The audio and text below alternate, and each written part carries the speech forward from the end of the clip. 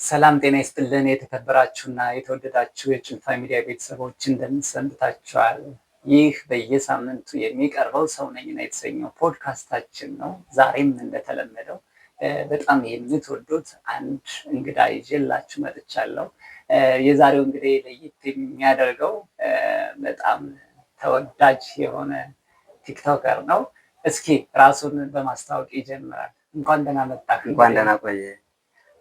ያየሰው ይባላለሁ። ቲክቶከር ያየሰው ይባላለሁ። ከባህር ዳር ነው። እሺ ያየሰው በጣም የተወደድክበት ወይም ቫይራል የወጣ አንድ ቪዲዮ አለህ።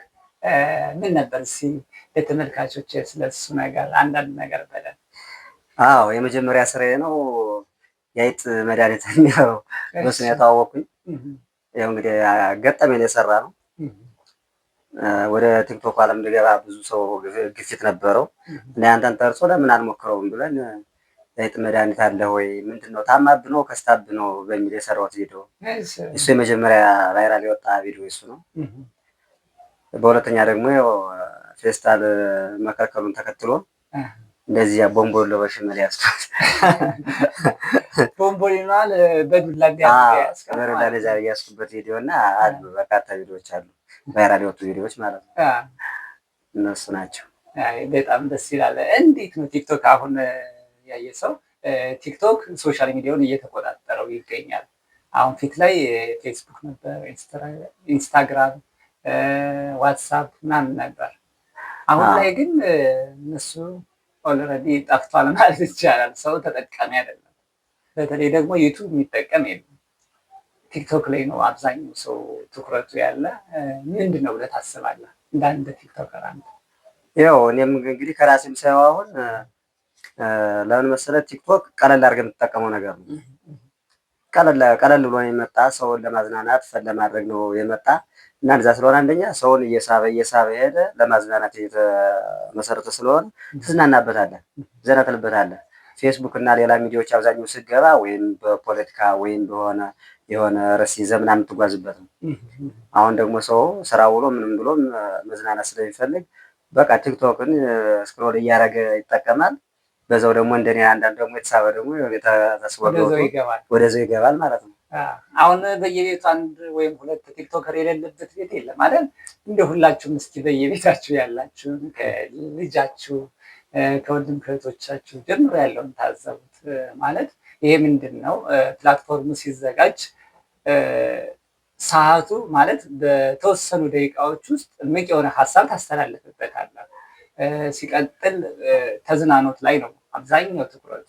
እርግጥ በዚህ ቁም ነገርም የሚሰሩ አሉ። ትክክል ነው።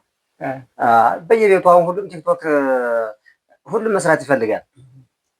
ግን እንዴት አርዬ ልጀምረው የሚለውና አንዳንዴ ደግሞ አሁን ለምሳሌ እንዴት ብዬ ነው በቃ ተስፋ የመቁረጥ 10 ሺህ 20 ሺህ የሆነ ሰው ገብቶ እስከ 100 ሺህ ገብቶ እስከ ከሱማ ልደርስ አልችልም በሚል አሳሰብ ነው። ሁሉም ሰው በየቤቱ ቲክቶክ መጠቀም ይፈልጋል። ደግሞ ስልክ በቃ የሆነ ስማርት ስልክ ያለው በሙሉ አሁን ቲክቶክ ላይ ተጥዶ የምታየው ለወደፊትም አሁን የገቢውን ይቆጣጠረዋል ብዬ የማስበው ለሱ ነው ቲክቶክ ነው። እና በቃ ቀለል ያለ ነው። ያው ለኛ አሁን ባይሆንም ደግሞ ለአንዳንድ ሰዎች ቢዝነስ ናቸውም እያየን ነው። ለወደፊቱም ደግሞ ያው የቢዝነስ አማራጫችን እንደሚሆንም ተስፋ አለ። ደስ ይላል። አየህ እስኪ እየጠጣ እሺ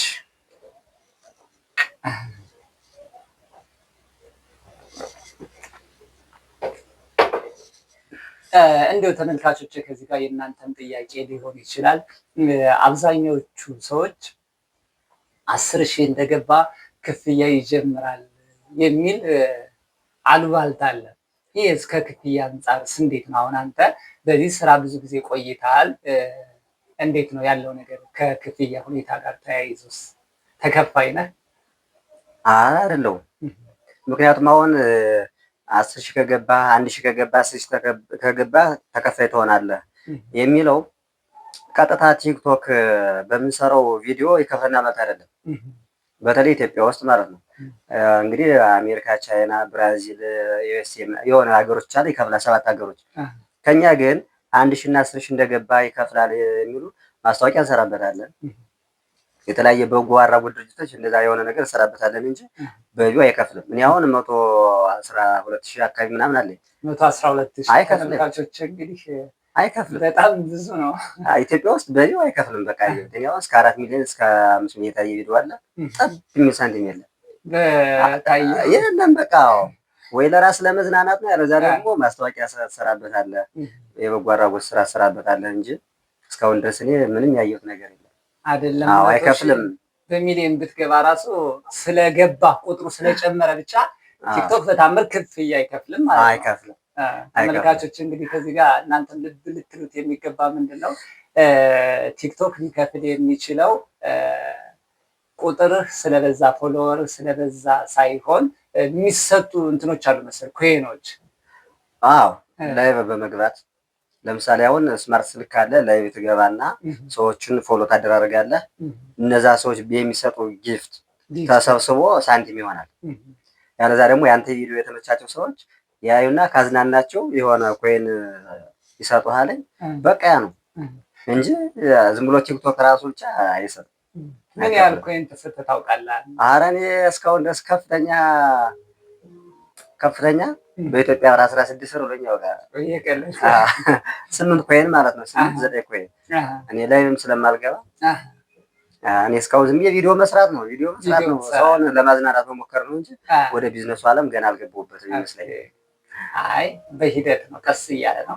ምክንያቱም አንተ አሁን ማስታወቂያዎችን መስራት ትችላለህ። እንዲሁ በዚሁ አጋጣሚ ይህን የምትከታተሉ ውድ የጭልፋ ሚዲያ ቤተሰቦች በጣም የምንወደው ቲክታከር ነው ያየ ሰው በጣም ፈን የሚያደርጉ ቪዲዮዎችን ገብታችሁ ታያቸው፣ በጣም ያስቃሉ፣ እያሳቁ ትምህርት ያስጨብጣሉ። ስለዚህ ይህን ወንድማችን በዚሁ አጋጣሚ ማስታወቂያን ታሰሩት ለማለት እወዳለሁ። ያየ ሰው እስኪ ወደኋላ ልመልስና ትውልድና እድገትህ ምን ይመስላል? ሰውነት የመረረኝ ትውልድና እድገቴ አሁን 35 ዓመቴ ነው። ምናልባት ከ35 ዓመቱ አንድ ወር እንኳን ደስተኛ ሆኜ ያሳልፍኩበት ጊዜ ነው። ለምንድን ነው? በ5 ዓመቴ ነው እናትና አባቴ የተፋቱ፣ በ5 ዓመቴ ነው። እዛ ውጭ በ4 እንጀራ እናቶች ነው ያሳለፉኝ እና ከእነሱ ጋር ጥሩ ግንኙነት አልነበረኝም።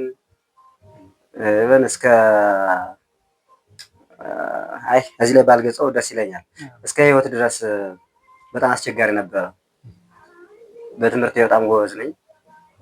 አባቴም ለትምህርት ያለው አመለካከት እሱ አሁን ሀ ብትለው አይመልስም፣ አንድ ቁጥር ራሱ አያውቅም። ግን ለትምህርት በጣም ከፍተኛ እንትን ነበረው፣ ጉጉት ነበረውና እያስተማረ ነበር። ግን አልሆነም። ያው እናቴም ከተፈታች በኋላ ጥሩ ህይወት አልነበራትም ትንሽ እና እኔም እንግዲህ ያው በእንጀራ እናት የተነሳ 7 ጊዜ አቋርጫለሁ ትምህርት። አንዴ ያባርሩኛል፣ አንዴ ተመልሼ እሄዳለሁ። ከዚህ ባህር ዳር እንኳን ገብቼ በራሴ ፍላጎት 3 ጊዜ ሞክሬ 3 ጊዜ ሁሉ ያው አቅም እያቃተኝ አቋረጥኩ ምናምን። በጣም ጥሩ ህይወት አልነበረም። በነገራችን ላይ ሁሌም አንደኛ ነው የምወጣው። አሁን እዚህ ማሆን እውቀት ፋና 3 ዓመት ተምሬያለሁ። ፋሲሎም 1 ዓመት ተምሬያለሁ። ሁሌም አንደኛ ነው የምወጣው። ግን አልሆነ አለ። በቃ ራሴን በራሴ ማስተዳደር የጻንም ስለነበርኩ እየከበደኝ ሄደ። ወደ አልሆነ ህይወት ገባሁኝ። ራሴን ለማሻሻል ወደታች ወደ መተማ ወደ ሁመራ ሄድኩ። በዛው ለመመለስ ሲከብደኝ ያው ተስፋ ወደ መቁረጥም ገብቼ ከፍ ያለ ሱስ ውስጥ ገብቼ ነበር እና ለ3 ዓመት ያክል በጣም እንደው ከዚህ ከኖርኩት 35 ዓመት 3 ዓመት ደግሞ በጣም የከፋ ነበር። ምክንያቱም በ4 አይነት ሱስ ተጠምጄ ነበር። ሰርቼ ለመመለስ ነው የሄድኩት፣ ግን አልሆነ አለ። ተስፋ መቁረጥ መጣ። በዛ መሀል ጫት በቀን እስከ 200-300 ግራም ጫት፣ ሽሻ ታሳብ ከኔ አይገለጥም። ቢያንስ 8 ሽሻ በቀን እሰባለሁ። አንተ ወስደህ ጥብስ ልጋብዝ ከምትለኝ 1 ሽሻ ብትጋብዘኝ አንተ የዝንተ ዓለም ጓደኛ ነው አየህ ማሰብ። እዛው በላይ መጠጥ ከአንድ ካሳ በላይ መጠጥ አለው። ቢራ ጊዮርጊስ ቢራ 37 ጠርሙስ አንድ ቀን ጠጥቻለሁ። እንግዲህ ምን ያክል የቁልቁለት ህይወት እንደሆነ ዛሬ ሳስበው እንትን ይለኛል። ግን ዋናው እግዚአብሔር ይመስገን ከሽሻውም ከጫቱም ከመጠጡም ይሄ 3 ሱስ ነው። አራተኛው ሱስ ደግሞ ባልገልጸው ደስ ይለኛል እና የሱ ተዳምሮ በጣም ለ3 ዓመት በቃ የስቃይ የተስፋ መቁረጥ ስሜት ውስጥ ገብቼ ነበር። ማንም ሊረዳኝ አልቻለም። ግን ያው እግዚአብሔር አንዴ መቼም ሲመለሰልልህ ቅዱስ ገብርኤል ነው ከዚህ ሱስ ያወጣኝ። በአንድ ቀን ደግሞ ያንን ሱስ ለ3 ዓመት የቆየሁበትን ሱስ በአንድ ቀን ነው ነቅዬ ጣልኩት። ሐምሌ 19 ቀን 2006 ዓመተ ምህረት በዛን ሰዓት ነው በቃ የመጨረሻ አቃተኝ። ሱሱ አዳከመኝ። የቲቪ 6 ፕሮ ወሰድኩኝ። የቲቪ ከኒና ሳምቤ ተጎርቶ ከዛ የሆነ የቀን ስራ ሄጄ ያን እየሰራው እያለ አልነካም ገብርኤል በቤተሰብ አልነካም እና እኔ ምን እንዳስመለከተኝ አላውቅም። ከምሰራው ቀን ስራ አረም ነው። እዛ ላይ መሀል ላይ ቁሜ ዝም ብዬ በቃ አልቅሳለኝ።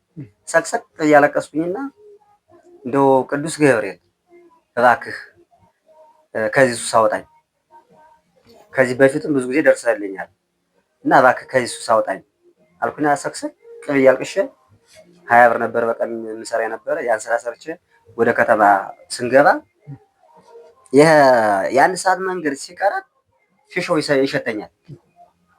ደክሜ በኋላ ቀርቼ ነበረው ቀጥታ ሄጄ ልብሴን እንኳን ሳልቀይር ሽሻ ካልሰው ኮይኔ የነበረና በዛን ሰዓት ተመልሼ ከተማ ስገባ እግዚአብሔር ይመስገን ሽሾውም ሳይሸተኝ ምንም ሳይለኝ እዛ በኋላ ጓደኞቹ አረ መጣ ና እዚህ ና አይ አልሰብም ምን ሆነ ነው ከማን ቤት ስበን አይ እኔ በቃ አልሰብም የቁበት ጭስ ነው የሸተተኝ ራሱ እዛ ጫት ይዘውኝ ሄዱ። እነሱ ይቀማሉ እኔ ቁጭ ምን ሆነ ነው ምን ነካ ምናምን አይ ደህና ነኝ ከዚህ በኋላ ምንም ነገር አልፈልግም ምናምን በአንድ ቀን እንግዲህ ያመንከው አምላክ ይኸው እንደዛ አድርጎ ገላገለኝ እንጂ ትንሽ ህይወቴ ጥሩ አልነበረም። ከዛ ወዲህ ቢሆንም ወደ ባህር ዳር ከተመለስኩ በኋላ ቢሆንም ይኸው ብዙም የተሳካ ህይወት አይደለም። ምክንያቱም አንተ ብትሰራ ብትለፋ ከታች ሆኖ የሚኮተኩትህና ኃይል የሚሰጥ ሰው ያስፈልጋል። የሚደግፍ ሰው አይዞህ ሰው ያስፈልጋል። አዎ ለምሳሌ አንዲት የጥይት ቃልሃ ከኋላ የሚወጋት ነገር ከሌለ ማንንም አታጠቃም። እንደዛ ከኋላ ሆኖ የሚተኩስ ያስፈልግ ነበር። ግን እስካሁን ድረስ ብዙም ያው በዛው ከሱስም ከምን ተላቅቄ ያለው እንጂ በህይወት ደረጃ ብዙም ገና ስኬት ላይ አልደረስኩም እና ትንሽ አጨናነኩ መሰለኝ።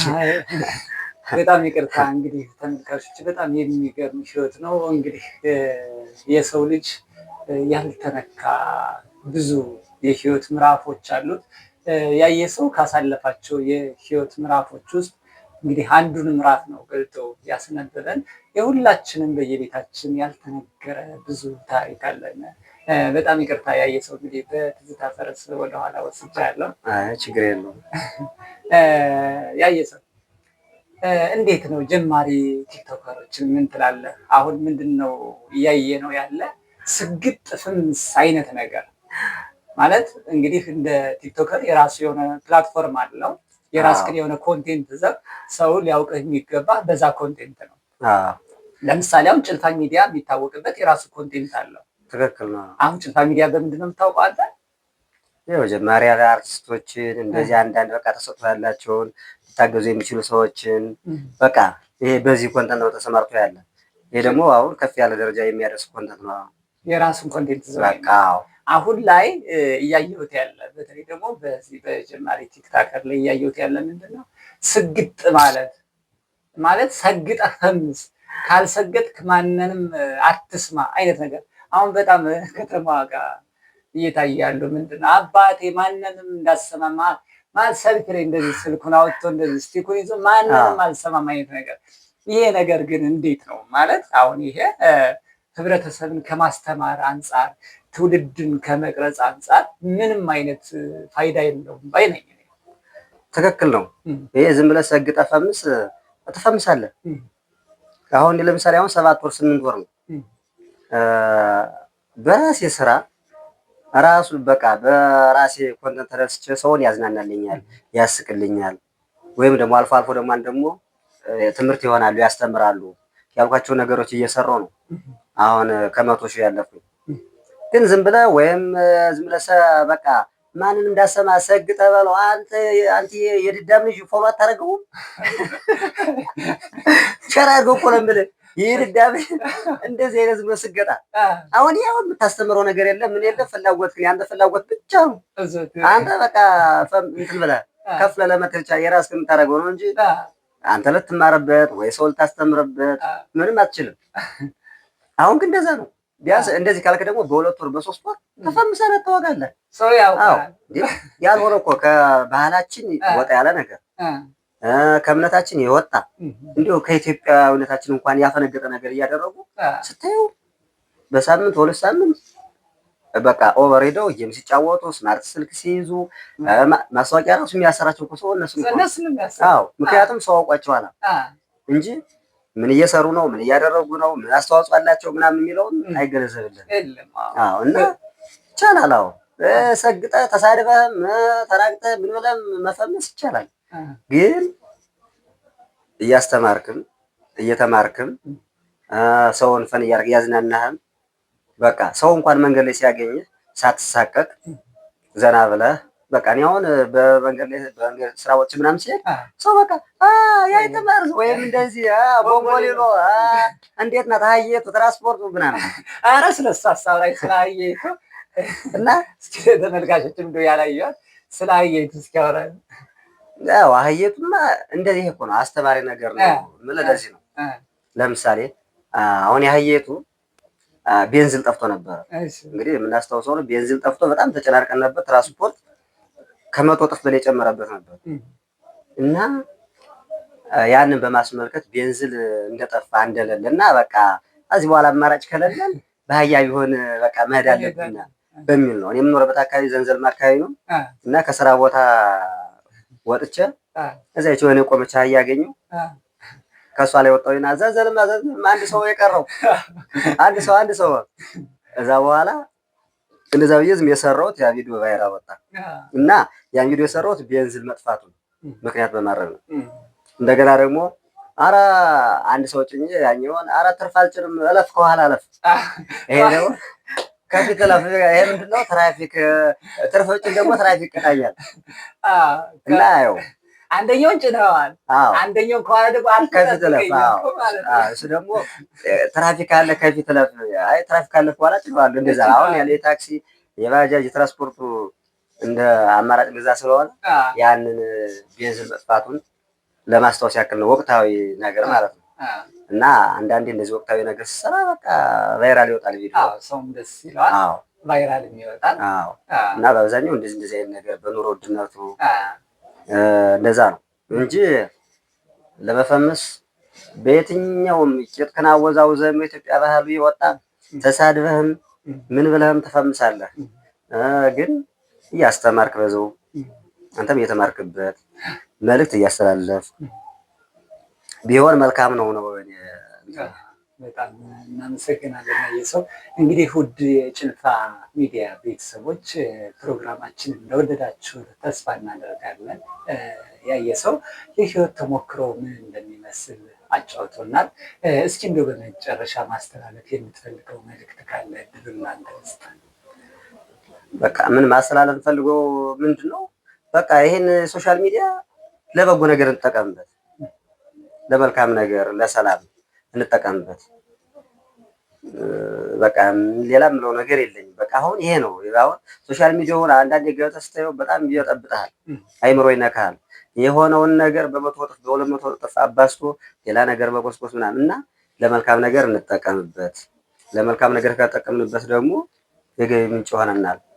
እኔ ገቢ ምንጭ ባላገኝበት ያው ብዙ ሰዎች እየተለወጡበት እያየሁ ነው። እኔም አሁን ወደፊት አሁን ያው በስኖ ተስፋ ያለኝ እና ለዛ ነው ያው ጭልፋ ሚዲያን ማበረታቱት እና ፎሎ ቲክቶክ ገብታችሁ ፎሎ አድርጉለት። በጣም የሚወጡ ወጣቶችን እያያችሁ ነው፣ እያቀረበ ወደ ትልቅ ደረጃ እያደረሰ ነው እና ዩቲዩብንም ሰብስክራይብ በማድረግ ተባበሩ። ቴንኪው። እናመሰግናለን ያየሰው። እናመሰግናለን። እሺ ተመልካቾች እንግዲህ እስካሁን የነበረን ቆይታ ይሄን ይመስላል። ሳምንት በሌላ እንግዳ እስክንገናኝ የሳምንት ሰው ይበለን እያልኩ ከዚህ ጋር አሰናበታችኋለሁ። መልካም